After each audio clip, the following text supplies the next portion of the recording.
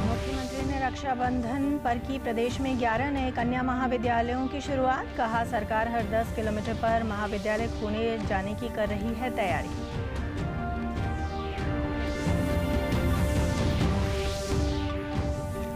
DCGI ने कोविड-19 vaccine के दूसरे और तीसरे मानव ट्रायल को दी मंजूरी। परीक्षण से पहले सीडीएससीओ को देने होंगे सुरक्षा निगरानी बोर्ड द्वारा मूल्यांकन किए गए सुरक्षा आंकड़े। प्रदेश में बार बार टिड्डियों के आगमन के लिए कृषि मंत्री जयप्रकाश दलाल ने राजस्थान को ठहराया जिम्मेदार। कहा, हमारे प्रबंधों पर राजस्थान सरकार की नाकामी फिर रही पानी।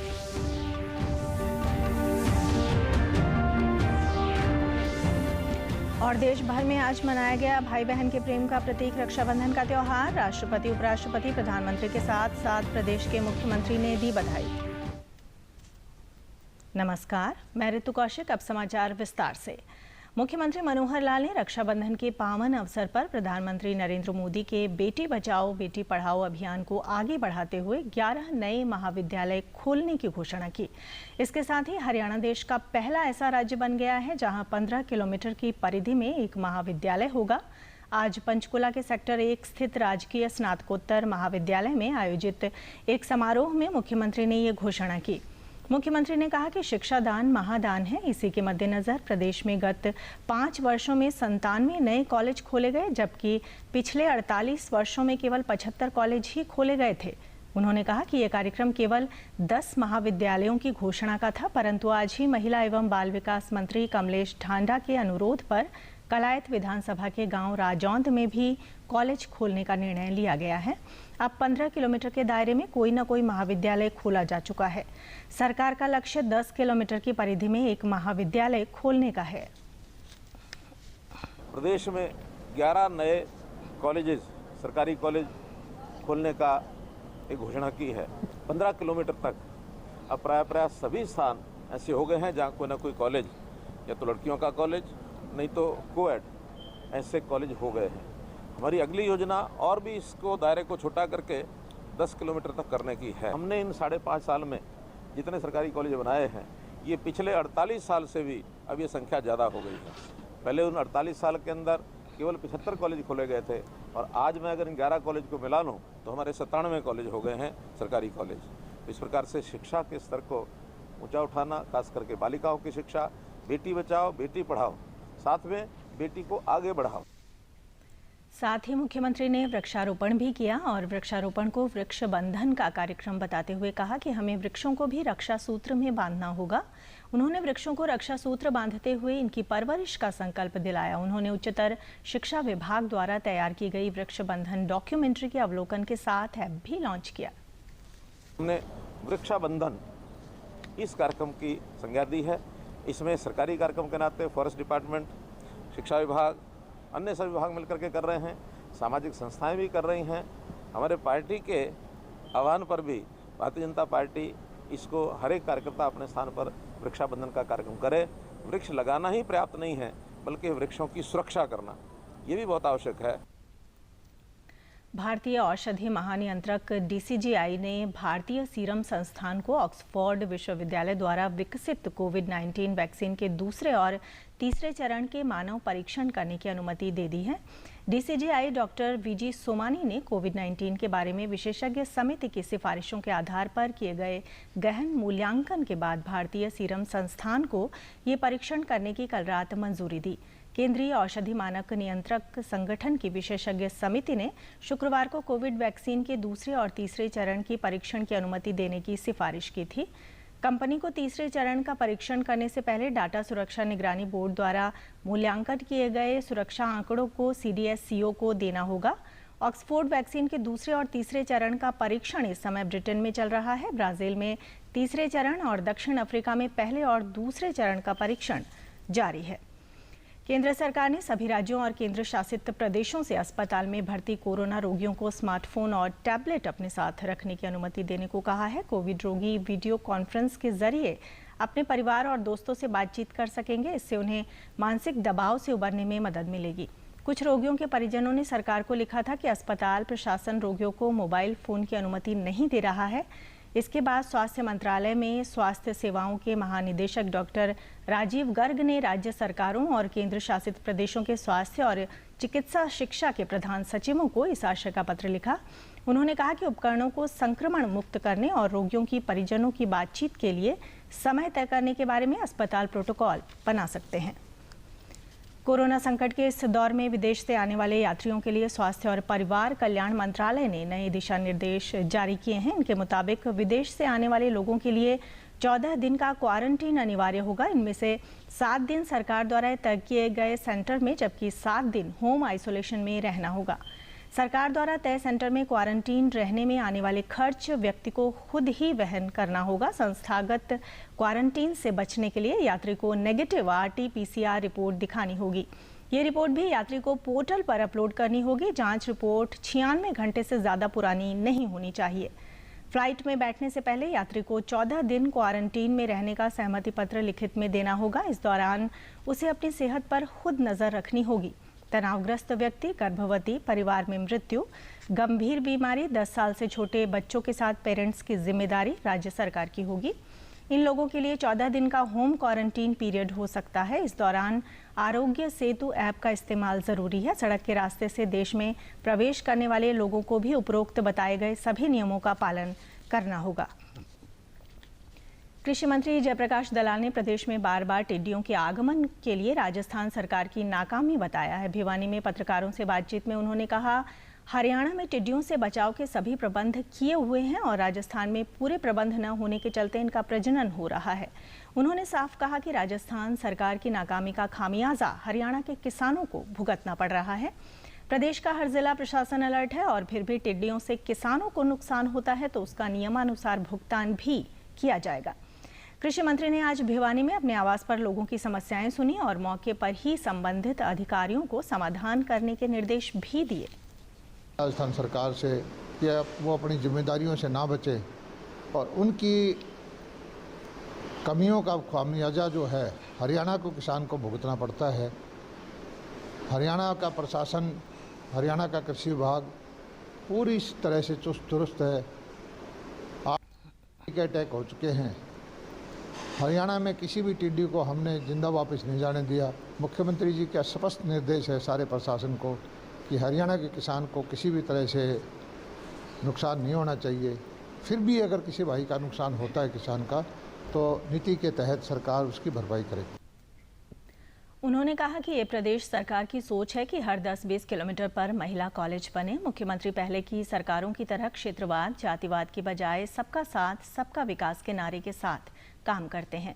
उन्होंने प्रदेशवासियों को भाई बहन के पवित्र रिश्ते के प्रतीक रक्षाबंधन पर्व की बधाई भी दी। भारतीय जनता पार्टी की सरकार जो है पुरानी सरकारों से भिन्न है, जो क्षेत्रवाद, इलाकावाद, जातिवाद या परिवारवाद की राजनीति करते थे। भारतीय जनता पार्टी जो है नीतिगत करके सारा हरियाणा एक, हरियाणवी एक, सबका साथ सबका विकास की नीति के लेकर जो हम चलते हैं, उसकी तहत ये कॉलेज बनते हैं, उसकी तहत नहरों में पानी आता है, उसकी तहत बिजली का सामान बंटवारा है, उसी के तहत जो है सबको नौकरियों में हिस्सा मिला हुआ है। भाई बहन के प्रेम के प्रतीक रक्षाबंधन का त्यौहार आज पूरे देश में मनाया गया। हर साल श्रावण माह की पूर्णिमा के दिन यह त्यौहार मनाया जाता है, इसलिए इसे श्रावणी भी कहते हैं। आज बहनें अपने भाइयों के कलाई पर राखी या रक्षा सूत्र बांधती हैं। इसके साथ ही भाई अपनी बहनों की रक्षा का व्रत लेते हैं। इस बार रक्षाबंधन कोरोना महामारी के बीच मनाया जा रहा है। ऐसे में मास्क पहनने के साथ साथ उचित दूरी पालन भी किया गया। इस अवसर पर राष्ट्रपति रामनाथ कोविंद ने ट्वीट कर देशवासियों को रक्षाबंधन की शुभकामनाएं दी। उन्होंने अपने संदेश में कहा कि रक्षाबंधन पर सभी देशवासियों को बधाई। राखी प्रेम और विश्वास का वो अटूट धागा है जो बहनों और भाइयों से जोड़ता है। आइए आज हम सब महिलाओं के सम्मान और सुरक्षा के लिए प्रतिबद्ध रहने का संकल्प दोहराएं। उपराष्ट्रपति वेंकैया नायडू ने अपने ट्वीट संदेश में कहा कि रक्षाबंधन समाज में बंधुत्व का भी प्रतीक है। महामारी के इस दौर में परस्पर सहिष्णुता, संक्रमण से प्रभावित लोगों और उनके परिजनों के प्रति सहानुभूति और सहायता, बंदी के कारण प्रभावित हुए श्रमिक भाइयों को हर संभव मदद करना ही इस रक्षाबंधन को सार्थक बनाएगा। वहीं प्रधानमंत्री नरेंद्र मोदी ने भी अपने ट्वीट संदेश में देशवासियों को बधाई देते हुए कहा कि रक्षाबंधन के पावन पर्व पर समस्त देशवासियों को बहुत बहुत शुभकामनाएं। केंद्रीय गृह मंत्री अमित शाह ने भी अपने ट्वीट संदेश में लिखा कि समस्त देशवासियों को रक्षाबंधन के पावन पर्व की हार्दिक शुभकामनाएं। मुख्यमंत्री मनोहर लाल ने भी रक्षाबंधन के अवसर पर प्रदेशवासियों को एक वीडियो संदेश के जरिए बधाई दी। अपने संदेश में उन्होंने कहा कि रक्षाबंधन के पावन पर्व के अवसर पर सभी भाइयों और बहनों एवं माताओं और बेटियों को हार्दिक शुभकामनाएं। भारतीय संस्कृति का ये विशेष त्योहार राष्ट्र, संस्कृति, मातृभूमि एवं मातृशक्ति के संकल्प की याद दिलाता है। आज के दिन हर नागरिक इनकी सुरक्षा का संकल्प ले, तभी इस दिन की सार्थकता होगी। रक्षाबंधन के पावन पर्व पर सभी भाइयों बहनों एवं माताओं व बेटियों को हार्दिक शुभकामनाएं। भारतीय संस्कृति का यह विशेष त्यौहार राष्ट्र, संस्कृति, मातृभूमि एवं मातृशक्ति की रक्षा के संकल्प की याद दिलाता है। आज के दिन हर नागरिक इनकी सुरक्षा का संकल्प ले, तभी इस दिन की सार्थकता होगी। मैं मातृभूमि की रक्षा में लगे हुए देश के सजग और वीर सपूतों को हार्दिक शुभकामनाएं देता हूं। सभी प्रदेशवासियों को रक्षाबंधन की हार्दिक बधाई। प्रदेश से जुड़ी खबरों को विस्तार से जानने के लिए आप हमारे साथ फेसबुक, ट्विटर और यूट्यूब के माध्यम से भी जुड़ सकते हैं। हमसे जुड़ने के लिए आप हमारे सोशल मीडिया हैंडल को फॉलो कर सकते हैं। आज देश भर में विश्व संस्कृत दिवस मनाया गया। संस्कृत भारत की पहचान है, संस्कृत हमारी अस्मिता है। इस अवसर पर उपराष्ट्रपति वेंकैया नायडू ने ट्वीट कर देशवासियों को बधाई दी। उन्होंने कहा कि इस अवसर पर हमारी इस प्राचीन भाषा के संरक्षण और प्रचार प्रसार का संकल्प लें। ये महान भाषा हमारे प्राचीन सांस्कृतिक परिवेश, हमारी पारंपरिक साहित्यिक सृजनात्मकता, हमारी ज्ञान, विज्ञान और दर्शन परंपरा के विकास की साक्षी है। प्रधानमंत्री नरेंद्र मोदी ने ट्वीट संदेश में कहा कि आज संस्कृत दिवस है। जो संस्कृत भाषा पढ़ते हैं और उसका प्रचार करते हैं, उन सबको नमस्कार करता हूं। संस्कृत भाषा सुंदर भाषा है। आने वाले समय में संस्कृत भाषा की लोकप्रियता और अधिक बढ़ेगी। रक्षा मंत्री राजनाथ सिंह और सूचना एवं प्रसारण मंत्री प्रकाश जावड़ेकर ने भी संस्कृत दिवस के अवसर पर देशवासियों को बधाई दी। प्रकाश जावड़ेकर ने अपने ट्वीट संदेश में कहा कि सभी देशवासियों को संस्कृत दिवस के अवसर पर शुभकामनाएं। भारत देश के प्राचीन ग्रंथ, वेद आदि की रचना संस्कृत में ही हुई थी। ये भाषा बहुत सी भाषाओं की जननी है। ओम सहना भवतु सहनौ भुनक्तु सह वीर्यं करवावहै तेजस्विनावधीतमस्तु मा विद्विषावहै। संस्कृत भारत की विश्व को अनमोल देन, जिसके नाम में ही संस्कृति है, परिष्कार है, शुद्धता है। 1500 ईसा पूर्व जब बाकी दुनिया बर्बर युग में जी रही थी, तब संस्कृत ने वेदों के रूप में ज्ञान के सर्वोच्च शिखर को छू लिया था। सभी के सुख और कल्याण की परिकल्पना कर ली थी। वसुधैव कुटुंबकम का सार्वभौमिक दर्शन दे दिया था। एक तरफ जहां ईसा से 1000 वर्ष पूर्व ही संस्कृत का भव्य व्याकरण रचा जा चुका था, वहीं अंग्रेजी व्याकरण ने अपना प्रारंभिक रूप ही लेना 1600 ईस्वी में शुरू किया। संस्कृत के लगभग 2000 वर्ष बाद शून्य, दशमलव, बीजगणित, नक्षत्रों की स्थिति, धरती से सूर्य की दूरी जैसे अनगिनत गूढ़तम रहस्यों को वराहमिहिर, आर्यभट्ट, श्रीपति, लल्ल, ब्रह्मगुप्त, भास्कराचार्य जैसे खगोल गणितज्ञों ने अपनी बुद्धि विशालता से 10वीं शताब्दी तक उद्घाटित कर दिया था। आपराधिक कानूनों में सुधार के लिए बनी राष्ट्रीय स्तर की समिति में सभी पक्षों से सुझाव आमंत्रित किए हैं। केंद्रीय गृह मंत्रालय द्वारा गठित समिति में संगठनों, पेशेवरों, अधिकारियों और अन्य सभी भागीदारों से आह्वान किया है कि वो भारतीय आपराधिक न्याय प्रणाली में सुधार के लिए अपने सुझाव दें। समिति की वेबसाइट के जरिए सुझाव दिए जा सकते हैं। सुधारों की व्यापक प्रक्रिया को आगे बढ़ाने के लिए हाल ही में गृह मंत्रालय ने समिति का गठन किया था। नेशनल लॉ यूनिवर्सिटी के कुलपति रणबीर सिंह 5 सदस्यीय समिति के चेयरमैन हैं, जबकि न्यायिक क्षेत्र के कई धुरंधरों को न्यायिक समिति में शामिल किया गया है। ये समिति विशेषज्ञों के साथ परामर्श करके अपनी रिपोर्ट के लिए ऑनलाइन राय एकत्रित कर रही है। अंत में इस बुलेटिन के मुख्य समाचार एक बार फिर। मुख्यमंत्री ने रक्षाबंधन पर की प्रदेश में 11 नए कन्या महाविद्यालयों की शुरुआत। कहा, सरकार हर 10 किलोमीटर पर महाविद्यालय खोलने जाने की कर रही है तैयारी।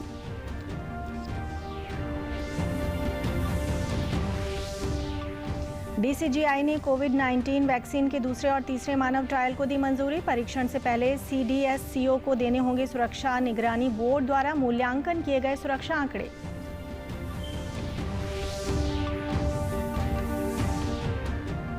प्रदेश में बार बार टिड्डियों के आगमन के लिए कृषि मंत्री जयप्रकाश दलाल ने राजस्थान को ठहराया जिम्मेदार। कहा, हमारे प्रबंधों पर राजस्थान सरकार की नाकामी फेर रही है पानी।